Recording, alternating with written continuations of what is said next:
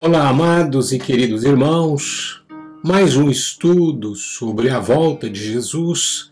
Vamos dar sequência a tudo aquilo que nós já vimos anteriormente e vamos também tirar dúvidas hoje, né? Então este é o propósito desse estudo.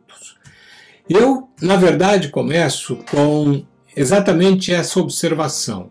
A vinda de Jesus, em nosso entendimento, abrange duas fases bem distintas na Bíblia. Ou seja, o arrebatamento da igreja e a sua volta pessoal em glória de forma pública. Isso quer dizer que todo olho verá e tem um propósito para livrar Israel, julgar as nações e estabelecer o seu reino milenar. Então, muita gente não consegue fazer essa divisão porque entendem que Jesus virá de forma pessoal e pública dentro de uma única situação. Mas vamos falar a respeito disso ao longo do estudo. Eu penso que as dúvidas que surgem quanto ao momento do arrebatamento, como também se a igreja passa pelo período tribulacional ou não, elas acontecem porque existem outros entendimentos quanto à volta de Jesus. Para esses, a volta de Jesus se dará num único ato para a igreja, para Israel e para as nações rebeladas contra Deus.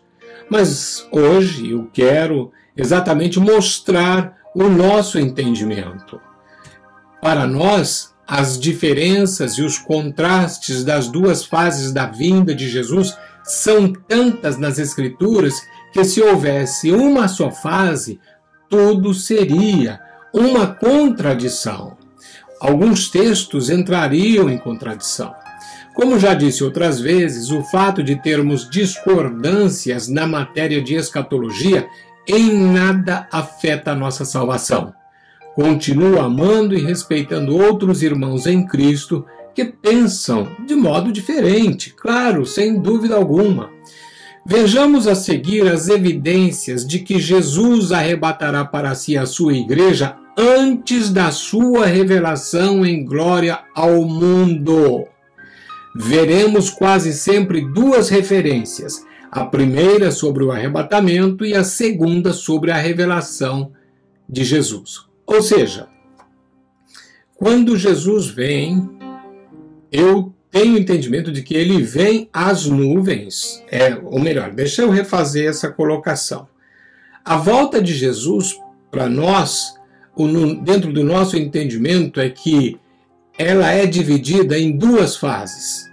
Então ela vem, a primeira fase ele vem até as nuvens e depois ele vem de uma maneira pública, pessoal. Isso não significa que ele virá duas vezes, não é isso. Vamos tirar totalmente esse conceito. Não, ele vem uma única vez. Só que, no momento, eu vou mostrar para vocês de que a volta de Jesus está realmente dividida em duas fases. Então, vamos ver aqui exatamente isso. Observe uma coisa. Eu trouxe aqui esse texto para vocês.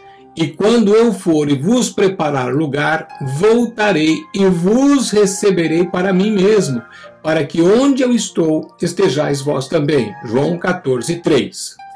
Note que Jesus, no versículo que lemos, promete vir buscar o seu povo aqui na terra. Então, aqui nesse texto, ele vem para os seus.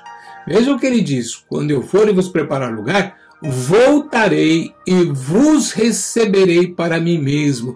Ou seja, o texto indica que Jesus, ele vem para os seus, ele vem para a igreja. Isso está aí muito claro, mas vamos vendo outros textos, né? Agora aqui, veja a seguir. Quando Cristo, que é a nossa vida, se manifestar, então vós também sereis manifestados com ele em glória. Colossenses capítulo 3, verso 4. Neste texto, a palavra nos afirma que quando Jesus voltar, nós viremos com ele. Sendo assim, ele virá com os seus. no verso anterior nós vimos que ele vem para os seus. Neste texto nós vemos que ele virá com os seus. Para Jesus vir com os seus, primeiro ele deve levá-los para si. Isso é uma questão de lógica. Então o texto está claro. Quando Cristo, que é a nossa vida, se manifestar, quer dizer, ele vem se manifestar de forma pública, visível. Então, Paulo está dizendo, então vós também sereis manifestados com ele em glória. Ou seja, nós estaremos juntos com Jesus nessa manifestação ao mundo. Vamos lá, vamos entendendo o que a palavra, na verdade, quer dizer para nós. 1 Tessalonicenses capítulo 4, verso 17. Depois nós, os vivos, os que ficarmos, seremos arrebatados juntamente com eles entre nuvens para o encontro do Senhor nos ares, e assim estaremos para sempre com o Senhor. Então, Paulo está tratando desse tema, e aqui quando ele fala sobre o arrebatamento, ele está dizendo que nós seremos arrebatados juntamente com eles entre nuvens, ou seja, ele está falando primeiro da ressurreição de todos aqueles que morreram em Cristo, então eles vão ressurgir primeiro, depois nós, os que estivermos vivos, os que ficarmos, seremos arrebatados juntamente com eles entre nuvens, para o encontro do Senhor nos ares. Então, aonde nós vamos encontrar com o Senhor? É nos ares. É isso que ele está dizendo. Então, observe aqui. Em 1 Tessalonicenses 4,17, Jesus vem até as nuvens para levar os seus dos ares, ele os levará. Então, nesta época, ele não pisa na terra, ele não desce a terra. Então, ele vem até os ares, e nós encontraremos com ele nos ares, e de lá ele nos levará. É isso que Paulo está dizendo aqui. Agora observe. Zacarias capítulo 14, versículo 4 e uma parte do verso 5, que é a parte B. Naquele dia estarão os seus pés sobre o Monte das Oliveiras, que está defronte de Jerusalém para o oriente. O Monte das Oliveiras será fendido pelo meio, para o oriente e para o ocidente, e haverá um vale muito grande. Metade do monte se apartará para o norte e a outra metade para o sul. Agora veja o verso 5, parte B. Então virá o Senhor meu Deus e todos os santos com ele. Observe que o texto do profeta Zacarias está tratando da volta pessoal pública de Jesus. Quando Jesus voltar, ele desce no Monte das Oliveiras. Esse Monte das Oliveiras, ele vai ser fendido no meio. É isso que ele está dizendo. E haverá um vale muito grande. Então veja, no verso 5b ele termina. Então virá o Senhor, depois que o monte for fendido, virá o Senhor meu Deus e todos os santos com ele. Ou seja, nós estamos incluídos nessa vinda de Jesus. Seguimos adiante. Veja só. Então, em Zacarias, capítulo 14, versículo 4, 5b, o Senhor vem e pisará a terra, a saber, o Monte das Oliveiras, e de modo ostensivo. Ele não vai fazer isso secretamente, ele vai fazer isso de forma ostensiva. Aqui trata-se da vinda do Senhor. Observamos, então, que são dois casos diferentes e distintos. O que eu estou querendo dizer aqui? Na verdade, quando acontece o arrebatamento, então Jesus vem nos ares. O mundo não vai vê-lo. Ninguém vai presenciar isso a não ser os seus, aqueles que são, aqueles que pertencem ao Senhor. Então veja que são duas situações diferentes. Uma dele vir até as nuvens e outra dele vir de modo público e pessoal. Então ponha isso na sua mente e no seu coração e vamos seguir em frente, né? Aqui nós vamos ver outro texto. Num momento, num abrir e fechar de olhos ao ressoar da última trombeta, a trombeta soará, os mortos ressuscitarão incorruptíveis e nós seremos transformados. 1 Coríntios, capítulo 15, versículo 52. Nesse texto de 1 Coríntios, Jesus vem no momento e levará os seus para o céu. Isto acontecerá num abrir e fechar de olhos. Então observe que no ressoar da última trombeta, no momento, isso é coisa rápida, né? É muito rápido. A trombeta vai soar e os mortos em Cristo ressuscitarão incorruptíveis e nós seremos transformados. Então, o que vai acontecer com a ressurreição desses que morreram em Cristo e aqueles que estiverem vivos, se nós estivermos vivos para este dia, então seremos transformados. E isso, veja só, acontecerá rapidamente. E Jesus, nós vamos encontrá-lo nos ares e ele nos levará para o céu. Isso vai acontecer de forma rápida. Agora observe esse outro texto. Então aparecerá no céu o sinal do Filho do Homem. Todos os povos da terra se lamentarão e verão o Filho do Homem vindo sobre as nuvens do céu com poder e muita glória. Mateus capítulo 24, versículo 30. Observe aqui que ele está dizendo o seguinte, que todos os povos da terra se lamentarão e verão o Filho do Homem. Então, as pessoas da terra vão testemunhar desse acontecimento, quando na verdade no arrebatamento elas só vão se dar conta de que uma grande multidão desapareceu da terra, enquanto que aqui na volta de Jesus, de forma pessoal em glória, ele virá sobre as nuvens do céu, mas descerá sobre a terra. Então nesse texto, Jesus ao voltar será visto por todos os povos da terra. Esta fase da sua vinda será precedida do sinal do Filho do Homem, como está bem claro nessa referência de Mateus. Então diz assim, então primeiro vai aparecer no céu o sinal do Filho do Homem. O que isso indica? Será, portanto, algo lento e diferente do caso anterior que nós vimos. Porque no caso anterior que nós vimos, a ressurreição dos mortos em Cristo e a transformação dos salvos vivos acontecerá num abrir e fechar de olhos. Mas esta volta pessoal de Jesus em glória, então ela será precedida do sinal, né, do Filho do Homem, quando Jesus fala isso lá em Mateus, e todos os povos da terra o verão. Então parece ser algo que vem de forma lento, diferente então do que nós acabamos de falar sobre o arrebatamento, né?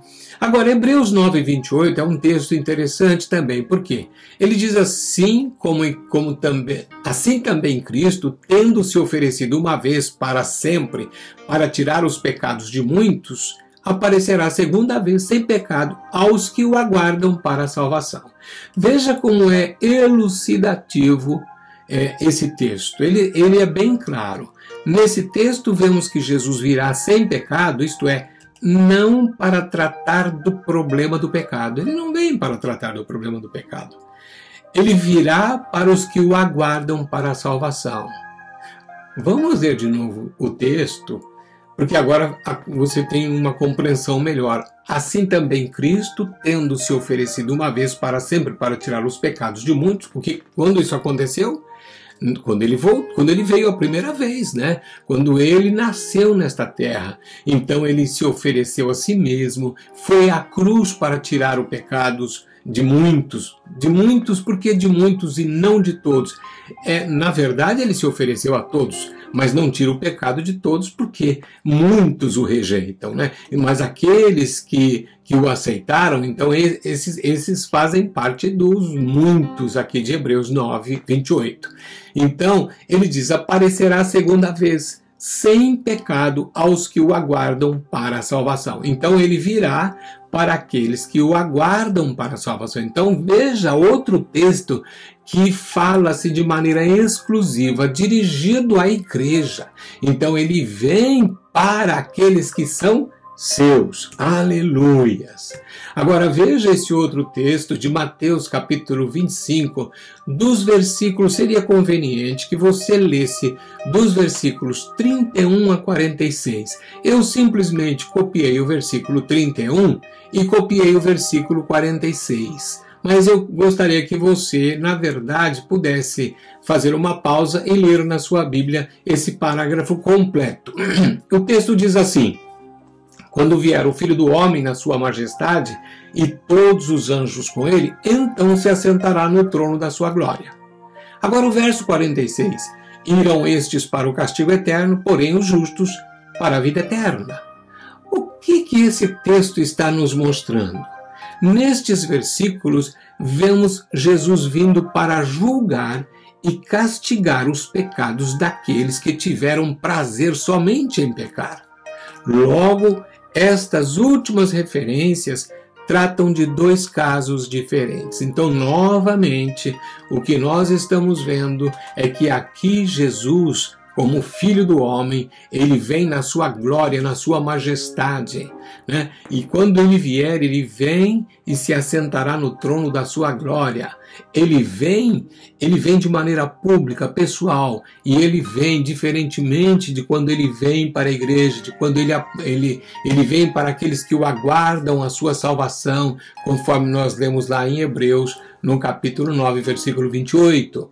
Então aqui ele vem para julgar, para castigar os pecados. Então ele vai estar aqui nesta terra. Então estas referências aqui entre Mateus 25 e Hebreus capítulo 9, estas últimas referências tratam de dois casos diferentes. Não é simplesmente da vinda de Jesus numa única fase, né, de uma única vez. Não, ele vem uma só vez, mas dividido em duas fases. Então são dois casos diferentes na sua vinda.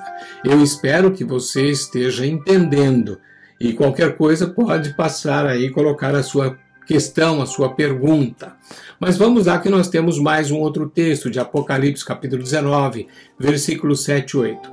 Alegremo-nos e exultemos e demos-lhe a glória, porque são chegadas as bodas do Cordeiro, cuja esposa a si mesma já se ataviou, pois lhe foi dado vestir-se de linho finíssimo, resplandecente e puro, porque o linho finíssimo são os atos de justiça dos santos.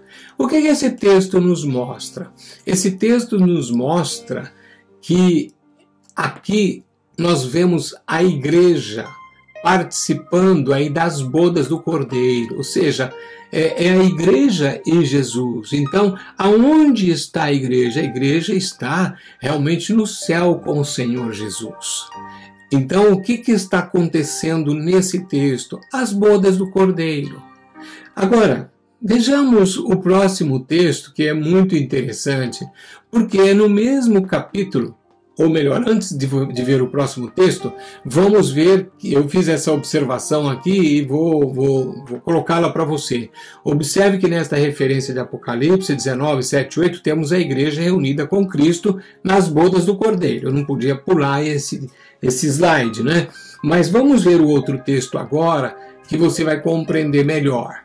Apocalipse no mesmo capítulo 19, mas a partir do versículo 11 a 14. Na verdade, eu deveria ter escrito aqui também o 15, mas você pode ler todo esse parágrafo aí também.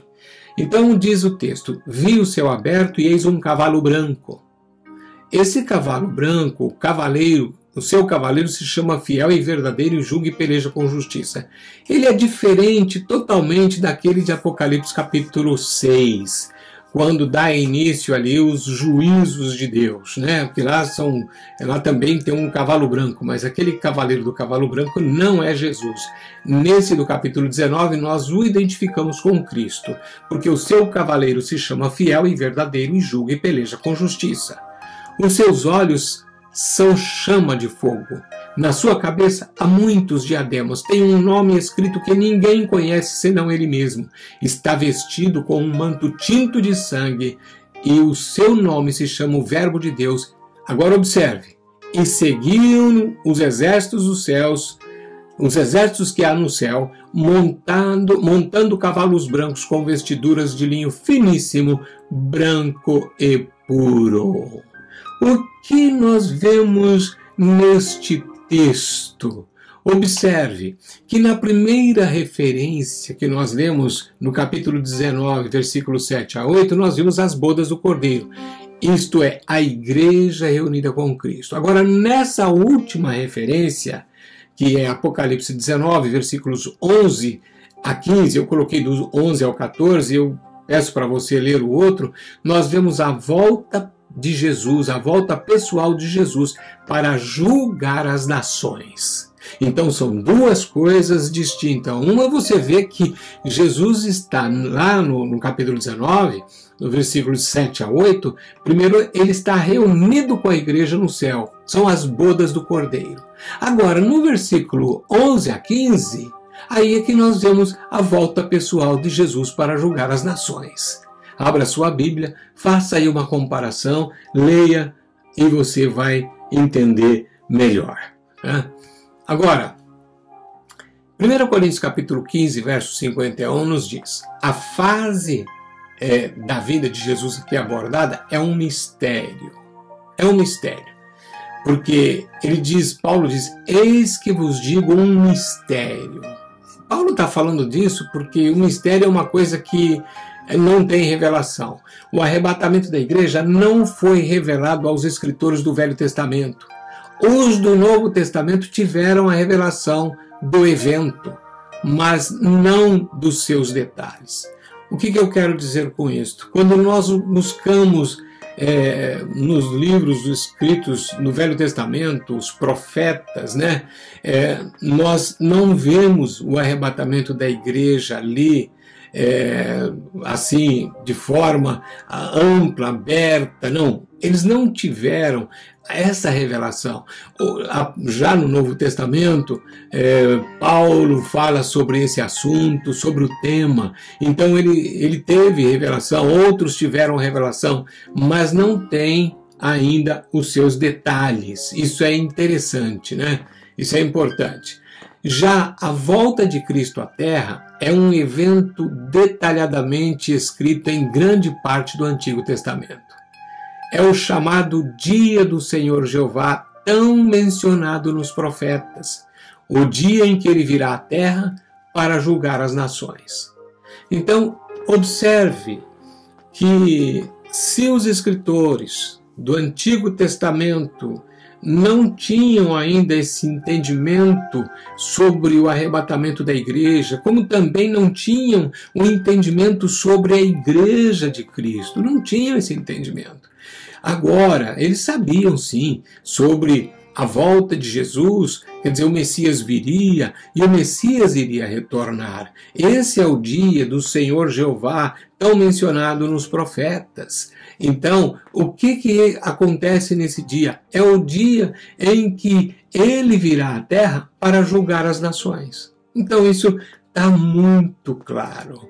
Observe ainda que Tito 2,13 nos diz o seguinte: aguardando a bendita esperança e a manifestação da glória do nosso grande Deus e Salvador, Cristo Jesus.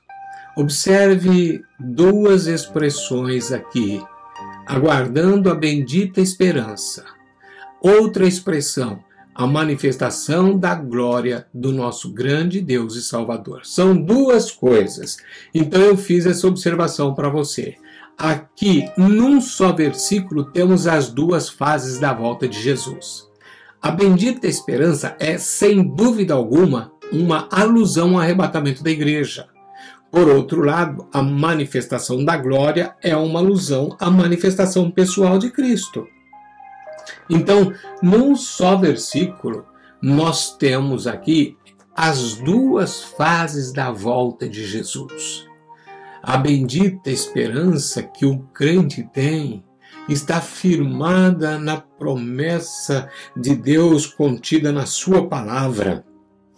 E isto fala exatamente do arrebatamento, né? Do arrebatamento da igreja. Agora, a manifestação da glória é uma manifestação que vem ao mundo. O mundo inteiro vai vir, né? É uma alusão à manifestação pessoal de Jesus. Glória a Deus por isso. Contudo, irmãos, está bem claro, à vista da palavra de Deus, que há dois aspectos distintos da segunda vinda de Cristo. O primeiro envolve o arrebatamento e o segundo envolve a volta de Jesus em glória de forma pública, visível a todos. Isto é muito importante. E agora eu parto para uma conclusão. Tudo o que vemos hoje somente corrobora o entendimento de que o Senhor Jesus voltará primeiro para a sua igreja, para aqueles que possuem um compromisso com Ele e com a sua palavra. Não há sentido algum a igreja passar pelo período da tribulação, haja vista que tal período trata-se de juízos de Deus derramados sobre os homens ímpios. Esse é o ponto. Então as pessoas às vezes ficam perguntando, mas pastor, tem tanta gente que defende aí que a igreja vai entrar na grande tribulação, porque Jesus só vai voltar no final desse período tribulacional, então a igreja tem que passar por isto.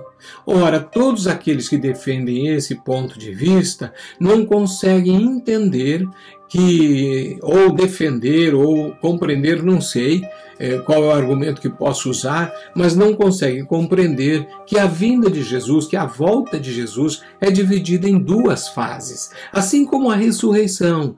Quando a Bíblia fala sobre a ressurreição, nós vemos fases na primeira ressurreição. Quando aconteceu, então, a primeira fase da primeira ressurreição? É Cristo, foi Jesus que ressuscitou, e aqueles que depois que ele saiu do túmulo, que Mateus registra lá no capítulo 27, 52, que depois que ele saiu do túmulo, muitos corpos dos santos foram ressuscitados também. Esta é a primeira fase da primeira ressurreição. E quando será a segunda fase? Vai ser na ocasião do arrebatamento. Mas ainda tem uma última fase que acontecerá, né, depois desse período da tribulação. No final desse período da tribulação vai acontecer aí a última fase da primeira ressurreição. Então, a Bíblia diz, bem-aventurado aquele que tem parte e sorte na primeira ressurreição. Então, já que a primeira ressurreição nós entendemos que ela tem algumas fases, mas tudo é a primeira ressurreição.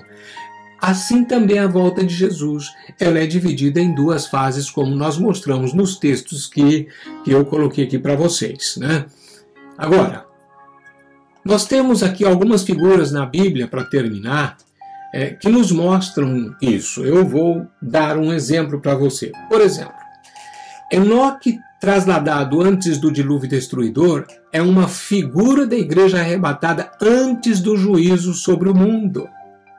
Quando você abre a sua Bíblia lá em Gênesis capítulo 5, verso 24, né? E Hebreus capítulo 11, 5, que faz menção de Enoque. Então, Enoque é uma figura, ele foi trasladado antes do dilúvio destruidor. Foi livre, né? Foi livre. O que mais? Né? Elias foi arrebatado, desculpa porque não dei aqui um enter, aqui não separei, ficou tudo junto. Elias arrebatado antes da conquista de Israel por seus inimigos. Elias é uma figura dos santos que serão trasladados no arrebatamento. Ponha isso na sua mente, no seu coração, mas eu ainda tenho mais algumas figuras para você, mostrar para você. Ló posto a salvo antes de Deus subverter as cidades ímpias de Sodoma e Gomorra. Jesus disse que assim será quando ele vier. Mais um errinho meu ali, mas eu acho que é devido ao cansaço, viu? Deus subverter tudo junto, não. Então o que vemos aqui é Ló posto a salvo antes de Deus verter o seu juízo sobre as cidades ímpias de Sodoma e Gomorra. Por que Ló, então, não deveria passar por aquele juízo, né?